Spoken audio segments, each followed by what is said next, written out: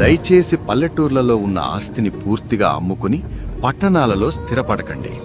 అత్యవసర విపత్తులు జరిగినప్పుడు తిరిగి పల్లెటూర్లలో జీవనం సాగించడానికి అనుకూలంగా చూసుకోండి. ఇది కలికాలం. విపత్తులు ఏ రూపంలోనైనా రావచ్చు. అది కరోనా కావచ్చు, యుద్ధం కావచ్చు, ప్రకృతి విలయతాండవం కావచ్చు.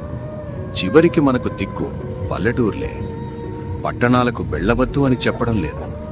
జీవనోపాధి కోసం వెళ్ళండి, కానీ పల్లెటూర్లలో మీ మనుగడని పూర్తిగా కోల్పోకండి. ఎలాంటి విపత్తులైనా తట్టుకుని నిలబడగలిగేది ఒక పల్లెటూర్లు మాత్రమే. ఇప్పుడు కాకపోయినా ఎప్పుడో ఒకప్పుడు తిరిగి పట్టణాలు పల్లెదారి పట్టాల్సిందే. ఆ సమయం ఎంతో దూరంలో లేదు. ఇది గుర్తుపెట్టుకో మిత్రమా.